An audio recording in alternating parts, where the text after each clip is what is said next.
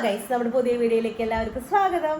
അപ്പൊ എന്തൊക്കെയാണ് വിശേഷങ്ങൾ? എല്ലാവർക്കും സുഖമൊക്കെ അല്ലേ? നമുക്കിപ്പോ സുഖമായിട്ട് പോണ്. ജലദോഷം എന്റെ വിട്ട് മാറിയിട്ടില്ല കേട്ടോ, ചെറുതായിട്ട് ഇപ്പോഴും ഉണ്ട്. ബോഡി പെയിൻ ഉണ്ടാ ഒരു രക്ഷയില്ലാത്ത. ഈ ജലദോഷം വന്നു കഴിഞ്ഞാൽ മെയിൻ പ്രശ്നം ഈ ബോഡി പെയിൻ ആണ്. അതങ്ങോട്ട് വിട്ട് മാറിയിട്ടില്ല. എനിക്ക് ഇങ്ങനെ ബോഡി പെയിൻ വരുമ്പോൾ പാരസിറ്റാമോൾ ഇടയ്ക്കെടുത്ത് കഴിക്കുന്നുണ്ട്. എന്നാലും മുന്നത്തേക്കാളും ഭേദമായിട്ടുണ്ട്. ആവിയൊക്കെ പിടിച്ച് ഒക്കെ സെറ്റായി കഴിഞ്ഞപ്പോൾ പിന്നെയും ഒരുവിധം കുറഞ്ഞു കിട്ടിയിട്ടുണ്ട് കേട്ടോ. ഓണൊക്കെ ഇവിടം വരെ എത്തി. എല്ലാവരും പൂക്കളൊക്കെ എല്ലാ ദിവസവും ഇടുന്നുണ്ടാ. ചില വീടുകളിൽ എല്ലാ ദിവസവും ഇടുന്നുണ്ടാവില്ല. ചിലവർക്ക് മടിയായിരിക്കും. എന്നെ പോലെയുള്ള മടിയുള്ളവരും ഉണ്ടാവുമല്ലോ. ഇട്ടിട്ട് കാര്യമില്ല, അതുകൊണ്ടാണ് ഇടാണ്ടിരിക്കുന്നത്. അങ്ങനെ കുറെ കാറ്റഗറിയിൽ ഉണ്ടാവും. ചിലവരാണെങ്കിൽ ഓണം എത്താറാവട്ടെ അപ്പം ഇടാന്ന് വിചാരിച്ചിരിക്കണവരുണ്ടാവും. എന്തായാലും ഓണം എല്ലാവരും അടിച്ചു പൊളിച്ച് തകർത്ത് ആഘോഷിക്കുക. ഇനി അടുത്ത ഓണത്തിന് വേണ്ടി നമ്മൾ വെയിറ്റ് ചെയ്യണം. അപ്പൊ അടുത്ത വർഷം അല്ലെങ്കിൽ ഉണ്ടാവണം. അപ്പൊ ഈ ഓണം നമ്മൾ ആഘോഷിച്ച് കഴിഞ്ഞാൽ നമ്മുടെ മനസ്സിലൊരു സന്തോഷം ഉണ്ടാവും. ഇന്നാണെങ്കിൽ കുറച്ച് പരിപാടികളുണ്ട്. അപ്പൊ അതിന് വേണ്ടിട്ട് പോകണം. ഇപ്പൊ കുറച്ചു നേരം കഴിയുമ്പോഴേക്കും ഡ്രസ്സൊക്കെ മാറിയിട്ട് അതിനുള്ളത് ഇറങ്ങണം. അത് കുറച്ച് സർപ്രൈസ് ആയിട്ടിരിക്കണം. നിങ്ങൾ 2 മിനിറ്റ് വെയിറ്റ് ചെയ്യാം. പറയാം എന്ത് പരിപാടിക്കും പോകാൻ പോണെന്നുള്ളത്. രാവിലെ ഞാൻ വെച്ച് ചെറുപയർ വേവിച്ച് വെച്ചിട്ടുണ്ട്. ഉപ്പേരി വെക്കാൻ വേണ്ടിട്ടതേ ചെറുപയർ വേവിച്ച് വെച്ചിട്ടുണ്ട്. ഉപ്പേരി വെച്ചിട്ടില്ല. ഇന്നലെ വൈകുന്നേരം തുടങ്ങി നല്ല മഴ പെയ്യുന്നുണ്ട്. ഇവിടെ നല്ല മഴ പെയ്യുന്നുണ്ട്. ഇപ്പൊ മഴ പെയ്യണില്ല, പക്ഷെ ഇന്നലെ രാത്രിയൊക്കെ മഴ പെയ്യുന്നുണ്ടായിരുന്നു. ഇന്ന് രാവിലത്തേക്ക് ഒരു തോർച്ചയായിട്ടുണ്ട്. എന്നാലും വെയിലില്ല, ഒരു ഇരുണ്ട് കൂടി പോലെ നിൽക്കണം. അപ്പൊ ഇനി ഉപ്പേരി കൂട്ടാനെ കാച്ചണം. അതാണ് നമ്മുടെ അടുത്ത പരിപാടി. പയറ്, കടല, ചെറുപയറൊക്കെ വേവിച്ച് നമ്മുടെ പിള്ളേർക്ക് കുറച്ച് ഇഷ്ടമാണ് കേട്ടോ. അത് ഇഷ്ടമാണ്. പച്ചക്കറികൾ വലിയ താല്പര്യമില്ല. പച്ചക്കറിയിൽ സാമ്പാർ വെക്കുമ്പോൾ അതിന് ക്യാരറ്റ് ഇല്ലേ, അത് ഇഷ്ടമാണ്. അല്ലാണ്ട് പ്രത്യേകിച്ച് വേറെ ഒന്നും അധികം ഇഷ്ടമില്ല. അപ്പൊ ചെറുപയർ കുറച്ച് വേവിച്ചത് മാറ്റി വെച്ച് കഴിഞ്ഞാൽ അവർക്ക് ചോറ് കൂട്ടി കൊടുത്തു കഴിഞ്ഞാൽ അവർക്കത് ഇഷ്ടമാണ്. അപ്പൊ അതിൽ നിന്ന് കുറച്ചെടുത്ത് കഴിഞ്ഞിട്ട് ബാക്കിയുള്ള നമുക്ക് ഉപ്പേരി കൂട്ടാൻ വെച്ചാൽ മതിയല്ലോ. ഉണക്കമാന്തളം വെച്ച് വെള്ളത്തിലിട്ട് വെച്ചിട്ടുണ്ട് കേട്ടോ.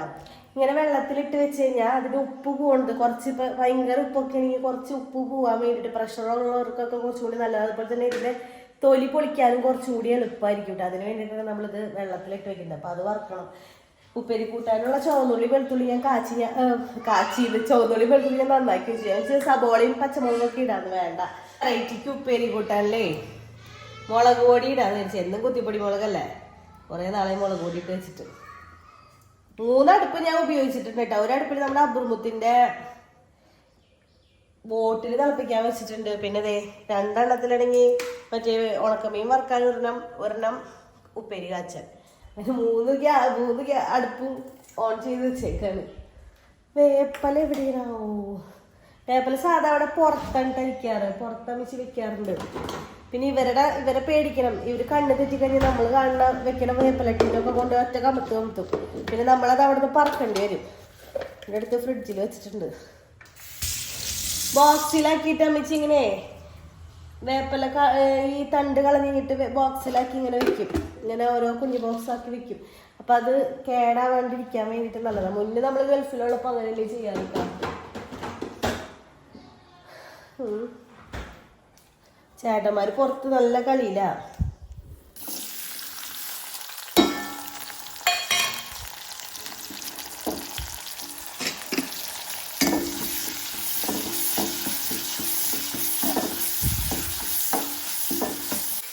നമ്മുടെ ചെറുപയറുപ്പേരി ഏകദേശം സെറ്റായിട്ടുണ്ട് കേട്ടോ. ഇതിൽ വെള്ളമൊന്നുമില്ല അധികം. ഞാൻ ഉപ്പേരി രൂപത്തിൽ തന്നെയാണ്. പക്ഷെ നന്നായി വേവിച്ചിട്ടുണ്ട് അമ്മച്ചി. സാധാ അത്ര വേവിക്കാറില്ല, കുറവിലെടുക്കാറ്. ഇന്ന് പിന്നെയും കുറച്ചുകൂടി വേവിലെടുത്തിട്ടുണ്ട്. ഉണക്കമീൻ്റെ ഫ്രൈ ആയിക്കൊണ്ടിരിക്കണം. അപ്പൊ ഈ പരിപാടി കഴിഞ്ഞ് കഴിഞ്ഞാൽ നേരെ അലക്കണം, ഭക്ഷണം കഴിക്കണം, പിള്ളേർക്ക് ചോറ് കൊടുക്കണം. അങ്ങനെ കുറച്ച് പണികൾ കൂടി ഉണ്ട്. അലക്കാൻ പോയിട്ടാ മഴയൊന്നും പെയ്തിട്ടുണ്ടായിരുന്നില്ല. ഇങ്ങനെ മൂടി കെട്ടി പോലെ ഇരുന്നു. അതിനിപ്പോ ഞാൻ നോക്കിയപ്പോ വെയിൽ വന്നു. അപ്പൊ ഞാൻ വേഗം പോയി അലക്കി ഇനി ഭക്ഷണം കഴിക്കാൻ പോകണം. ഇതെന്താണെന്നറിയോ? ഇത് ഇന്നലെ അപ്പച്ചൻ വള്ളി നാരങ്ങ വന്നിട്ടുണ്ടായിരുന്നു. അത് ചൊറുക്കയിൽ പച്ചമുളകൊക്കെ ഇട്ട് വെച്ചിട്ടുണ്ട്. ഇന്നലെ വെച്ചിട്ടുള്ളൂ. ശരിക്കും ഇത് കുറച്ച് ദിവസം കഴിയുമ്പോഴാണ് തിന്നാൻ വേണ്ടിയിട്ട് കുറച്ചും കൂടി ടേസ്റ്റ്. പക്ഷെ എനിക്ക് കുറച്ച് ആക്രാന്തം കൂടുതലായതുകൊണ്ടും എൻ്റെ വായിക്ക് രസമില്ലാത്തതുകൊണ്ടും ഞാൻ ചോറിലേക്ക് അത് എടുത്തിട്ടു. അപ്പൊ ചെറുപയറുപ്പേരിയും വെള്ളി നാരങ്ങയും അതുപോലെ തന്നെ ഉണക്കമ്മയും വറുത്തതുണ്ട്. അപ്പൊ ഞാൻ ഭക്ഷണം കഴിക്കാൻ പോവാം. നമ്മുടെ ആദംകുട്ടൻ്റെ മുടി നല്ലോണം വലുതായിട്ടുണ്ട്. അപ്പൊ മുടി വെട്ടിക്കാൻ വേണ്ടിയിട്ട് പോവാണ്. ഇവിടെ അടുത്ത് തന്നെ നമ്മുടെ വീടിൻ്റെ അടുത്ത് കുറച്ചങ്ങനെ പോയി കഴിഞ്ഞാൽ ഒരു ബാർബർ ഷോപ്പ് ഉണ്ട്. അപ്പാപ്പനും മോനും കൂടി പോവാന്നാണ് ഇത്ര ദിവസം പറഞ്ഞുകൊണ്ടിരുന്നത്. കൊച്ചിന് ഞാൻ ലിപ്സ്റ്റിക് ഇട്ട് കൊടുത്തു. എൻ്റെ ലിപ്സ്റ്റിക് എടുത്തോണ്ട് പോയി അവൻ. എന്നിട്ട് അപ്പം ഞാൻ അവനോട് ഇങ്ങനെ കാണിച്ചു, നിനക്ക് ഇട്ട് വേണോടാന്ന് ചോദിച്ചിട്ടുണ്ടായിരുന്നു. അതാണ് ഈ പറയണത്.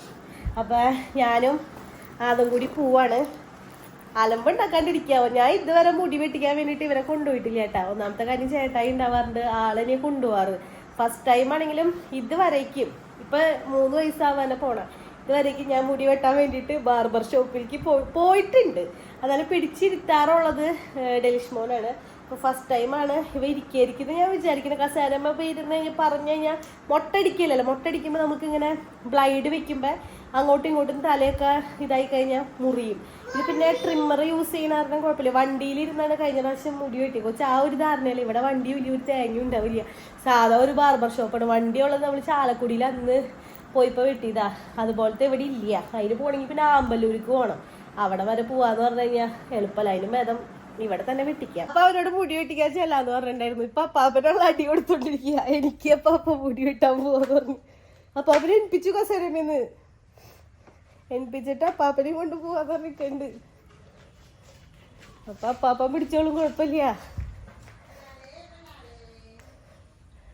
എന്റെ ദൈവാദത്തിന്റെ കാര്യമുണ്ടല്ലോ, വീടില്ലാതെ എന്റെ പോലെ തന്നെയാ. എന്നോട് എന്തെങ്കിലും കാര്യം പറഞ്ഞു കഴിഞ്ഞാൽ ഞാൻ പിന്നെ സമ്മതിക്കില്ല, നടത്തി തരണ്ട്.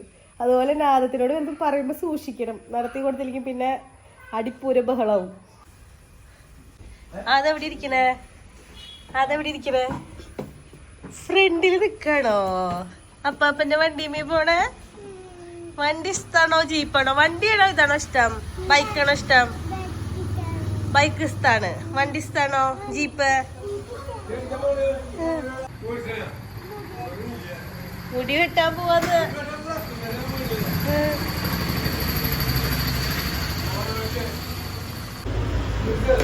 അതിരിഷ്ടായ?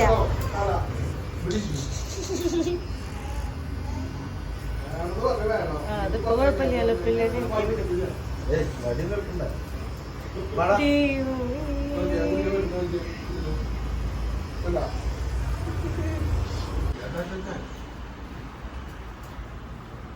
ഇത്തിരി കൂടി ഉണ്ട് അവിടെ.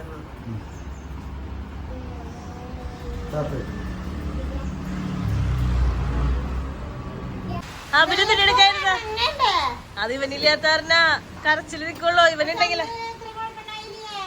ഇവന് ഇപ്പൊ അവരൊരു പേടിയായിട്ട് ഞാൻ പോകുന്നുള്ളത്. ചേട്ടൻ മുടി വെട്ടാൻ പോയതാണ്. അമ്മ ഡ്രസ് മാറിട്ട് വരട്ടാ. ഇതൂര് ചെരുപ്പൂര് എന്നിട്ട് കുളിക്കാം. ഒരു ചൊറിയും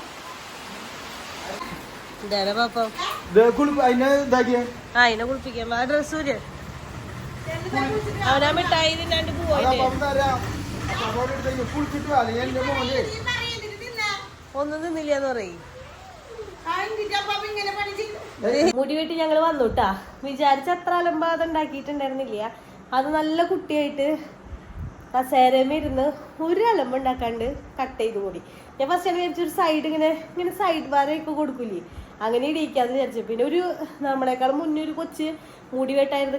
കരച്ചിലും ബഹളമൊക്കെ കണ്ടപ്പോൾ ഞാൻ വിചാരിച്ചു വേണ്ട, അത് വെട്ടണ്ട, അത് പറഞ്ഞു സാധാ പോലെ വെട്ടിയാൽ മതി എന്ന് പറഞ്ഞ് അങ്ങനെ മുടിയൊക്കെ വെട്ടി നമ്മൾ വീട്ടിലെത്തിയിട്ടുണ്ട്. അതിന്റെ തലമുടി വെട്ടിച്ച് നമ്മൾ വീട്ടിൽ വന്നു. ഇനിയിപ്പോൾ അതിന്റെ പെരുകം ത്രെഡ് ചെയ്യാമെന്ന് ഞാൻ വിചാരിച്ചിട്ടുണ്ടായിരുന്നു. പക്ഷെ ഭയങ്കര തിരക്കായിരുന്നു അവിടെ. അപ്പം ചെയ്യാൻ പറ്റിയില്ല.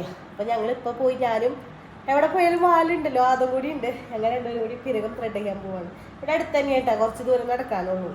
എന്നിട്ടുണ്ടെന്ന് ഓട്ടോറിക്ഷ അങ്ങോട്ട് പോയാ? അതും കണ്ടാ? എങ്ങടെ പോയേ? ആ ചെരുപ്പ് എടുത്തിട്ട് വാ. പോണ്ടേ? അന്നാ നീ ഇവിടെ നിന്ന് ഞാൻ പോവാട്ടാ. അന്നാ നീ വായോ.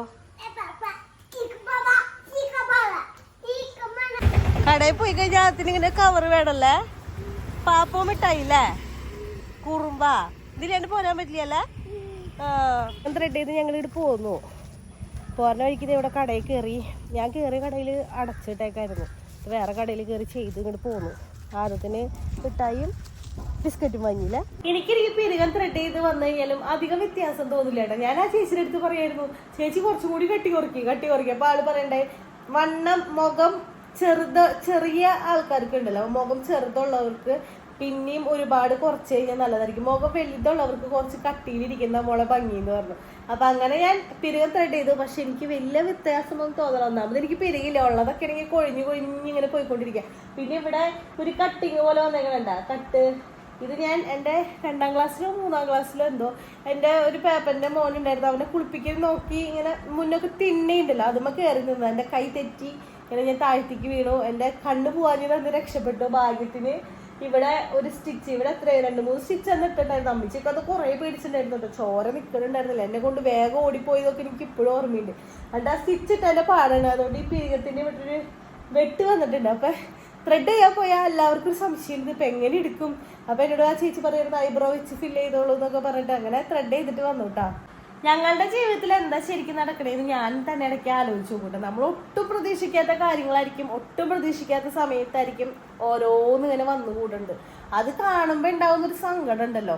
ഇപ്പം അങ്ങനത്തെ ഒരു സിറ്റുവേഷനിലാണ് നിൽക്കുന്നത്. ആകെപ്പാടൊരു ആശങ്കയും ടെൻഷനും വിഷമവും എല്ലാം കൂടി ചേർന്ന ഒരു ആകെ ഒരു ടെൻഷനാണ് സത്യത്തിൽ. വേറെ ഒന്നുമല്ല, നമ്മുടെ ശരിക്കും പറഞ്ഞു കഴിഞ്ഞാൽ ചേട്ടായി വിസയ്ക്ക് അപ്ലൈ ചെയ്തപ്പോൾ നമ്മുടെ സൗദിയിൽ നിന്ന്, അതായത് അവിടെ വിസയ്ക്ക് അപ്ലൈ ചെയ്യുമ്പോൾ ഒരു പേപ്പർ കിട്ടും, ഒരു യെല്ലോ പേപ്പർ പോലെ ഞങ്ങൾ കാണിച്ചു തന്നിട്ടുണ്ടായിരുന്നു. അതൊരു വിസയുടെ ഒരു പേപ്പർ പോലെ നമുക്ക് അവിടെ നിന്ന് കിട്ടും. ആ വിസയുടെ പേപ്പർ നമ്മളിവിടെ VFSൽ അപ്പോയിൻമെൻറ്റിനും കാര്യങ്ങൾക്കൊക്കെ പോയിട്ടുണ്ടായിരുന്നല്ലോ. അപ്പോൾ അതും അതുപോലെ തന്നെ ഇവരുടെ വാക്സിനേഷൻ സർട്ടിഫിക്കറ്റ്, എല്ലാ സർട്ടിഫിക്കറ്റിനും VFSൽ അവർ വെരിഫൈ ചെയ്യും. ഇത് ശരിയാണോ കറക്റ്റാണോ എന്നൊക്കെ കൊടുത്തിട്ടാണ് നമ്മുടെ പാസ്പോർട്ട് അവർ വാങ്ങിയിട്ട് നമ്മുടെ ഒറിജിനൽ നമ്മുടെ പേരിലുള്ള വിസ സ്റ്റാമ്പിങ്ങിന് വേണ്ടിയിട്ട് കൊടുക്കുന്നുണ്ട്. അപ്പോൾ ഈ വിസ സ്റ്റാമ്പിങ് നടക്കുന്നത് എവിടെയൊന്നുമല്ല എന്ന് എനിക്ക് തോന്നുന്നു, മുംബൈ അങ്ങനെ അവിടെ ഇങ്ങനെ എന്തൊക്കെയാണ് നടക്കുന്നത്. അപ്പോൾ അതിന് വേണ്ടി നമ്മുടെ പാസ്പോർട്ട് അയച്ചു കൊടുക്കും.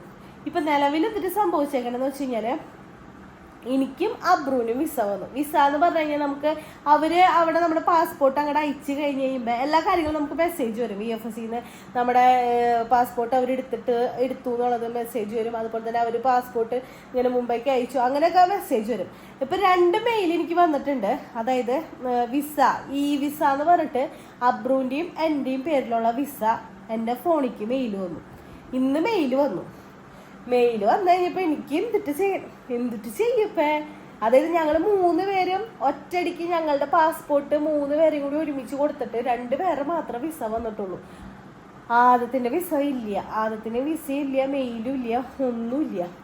എനിക്ക് ആ സമയത്ത് ഞാൻ അനുഭവിച്ചൊരു പ്രഷർ, എന്തിട്ട് ചെയ്യുക, ആരോടെ ചോദിക്കുക, ഇതെങ്ങനെ ഇതിൻ്റെ സ്റ്റാറ്റസ് ചെക്ക് ചെയ്യുക. എനിക്കാണെങ്കിൽ ഒന്നും അറിയില്ല, ഇതെങ്ങനെ ഇത് ട്രാക്ക് ചെയ്യുക, ഒന്നും അറിയില്ല. ചേട്ടായിനെ വിളിച്ചിട്ടാണെങ്കിൽ ആ സമയത്ത് കിട്ടണമില്ല. ആൾക്കാണെങ്കിൽ ജോലി തിരക്കിലായതുകൊണ്ട് തന്നെ ആ സമയത്ത് ഫോൺ എടുത്തിട്ടുണ്ടായിരുന്നില്ല. ഒരു ലോഡ് മെസ്സേജ് ഞാൻ ആ സമയം കൊണ്ട് അയച്ചിട്ടു, വിസ വന്നിട്ടില്ല, ഇങ്ങനെയാണ് മെയിൽ വന്നേക്കണേ. അപ്പോൾ ആളെന്നോട് പറയണേ, നീ നോക്ക്, ചിലപ്പോൾ വന്നിട്ടുണ്ടാവും. എനിക്ക് ചില സമയത്തൊരു പൊട്ടത്തരുണ്ട്, ഞാൻ എൻ്റെ 2 കണ്ണുകൊണ്ടും അപ്പം കാണില്ലേ, ചിലപ്പോൾ കുറച്ച് നേരം കഴിയുമ്പോഴായിരിക്കും ഇങ്ങനെ PDF കാണാം. അപ്പം നീ ഒന്നുകൂടി നോക്കുകയാണെങ്കിൽ ആ മെയിൽ എനിക്ക് ഫോർവേഡ് ചെയ്ത് തരാൻ പറഞ്ഞു. അങ്ങനെ ഞാൻ ഫോർവേഡ് ചെയ്ത് കൊടുത്തു കഴിഞ്ഞപ്പോൾ ആൾ പറയണേ എൻ്റെ മാത്രമേ കാണുള്ളൂ, അബ്രുവിൻ്റെ കാണില്ല അത്. അപ്പം ഞാൻ പറഞ്ഞു 2 പേരുടെ വന്നിട്ടുണ്ട്, പക്ഷെ ആദത്തിൻ്റെ വന്നിട്ടില്ല എന്ന് പറഞ്ഞു. എന്നിട്ടൊരു ഏജൻസി ഉണ്ടായിരുന്നു, ഏജൻസിയിലെ ചേച്ചിനെ ഞാൻ വിളിച്ചു നോക്കി.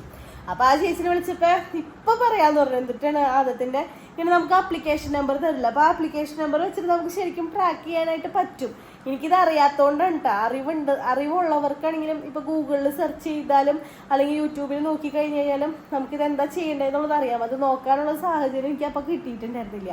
അപ്പം ഞാൻ എന്നാലും നോക്കിയപ്പോൾ എനിക്കിതൊന്നും മനസ്സിലാവണില്ല. അപ്പോൾ ഏജൻസിയിലേക്ക് ഒരു ചേച്ചിനെ ഇങ്ങനെ വിളിച്ചു നോക്കിയപ്പോൾ ആ ചേച്ചി പറഞ്ഞു ഇപ്പോൾ നോക്കാം, ആപ്ലിക്കേഷൻ നമ്പറൊക്കെ ഞാൻ അയച്ചു കൊടുത്തുട്ടാം. അത് കഴിഞ്ഞിട്ട് കുറച്ച് നേരം കഴിഞ്ഞിട്ടും ഈ ചേച്ചി കാണാനില്ല.